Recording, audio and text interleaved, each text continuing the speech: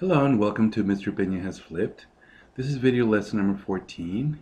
Using a composition of functions to prove two functions are inverses of each other. And this is unit 1, concept number 9.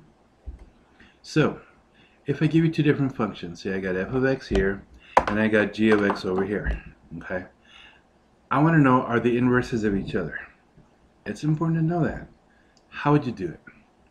Well, I could use the 4 steps on one of the functions, but we're going to learn something new. We're going to use the composition of functions, which is what you learned in video number 13. Alright, so for example 1. Are the two given functions inverses of each other? Okay, I want to get g of x. It doesn't matter which one, but I'm going to use g of x, and I'm going to find the inverse of that using the 4 steps. So g of x becomes y. Step 1. Step 2, switch x's and y's. Step 3, solve for y. So since I'm adding 1, I'm going to subtract 1.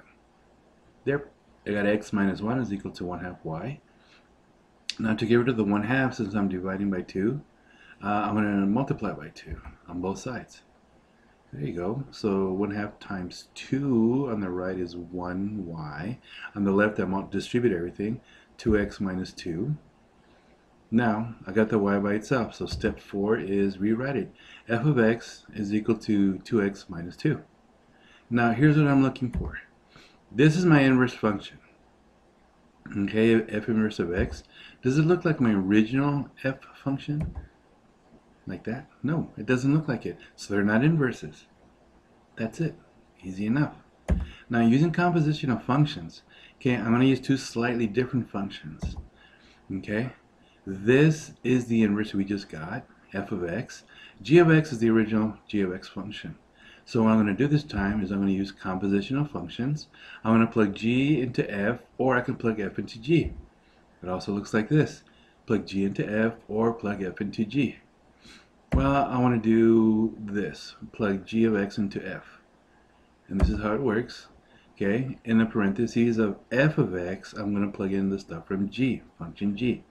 So there's the 1/2 x plus 1 inside the parentheses. Distribute 2 times 1/2 x is 1x, and 2 times 1 in the inside the parentheses is 2. So I get x plus 2 minus 2. The answer is x. Okay? This means they are inverses of each other. When I do composition of functions and I get x as an answer, that means they are inverses of each other. That's what I'm looking for. Is it equal to x? Example number 3. Are two given functions inverses of each other? Use composition. Alright. Now, this time I'm going to plug f into g. Okay? It's kind of the other way around. So, I have my g function outside. I have the 1/2 and the plus 1. Inside their parentheses, I'm going to plug f. So I'm doing the same thing, just switching the order. It has to work out the same way. Okay, so 1/2 times 2x is 1x, and 1/2 times negative 2 is negative 1. X minus 1 plus 1 is x. That's the answer. I got x again. Okay, so yes, they are inverses. We already knew that, but I wanted to show you that it doesn't matter which order you plug it in. G into f or f into g. If your answer is x, they're inverses. Period. End of story. Example 4. Are the two given functions inverses of each other? Use composition. Alright, this one's a little bit more complicated. I got f of x is equal to 2x squared plus 3, and g is equal to square root of the whole thing, 3x minus 2. Alright, well, let's see. I'm going to plug I'm going to plug g into f. Okay, so this is f composition of g of x.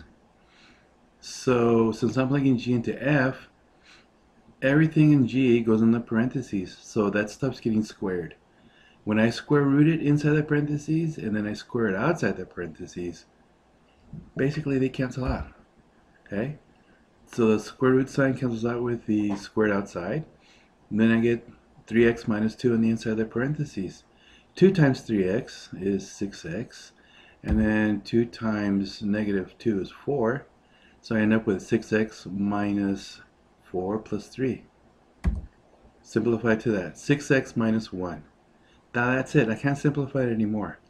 Is that equal to x? Did I get x? Nope. They're not inverses because the result I got was not x. Remember, if you get an x, they're inverses, period. Well, that didn't happen here. I got something weird. It's just 6x minus 1.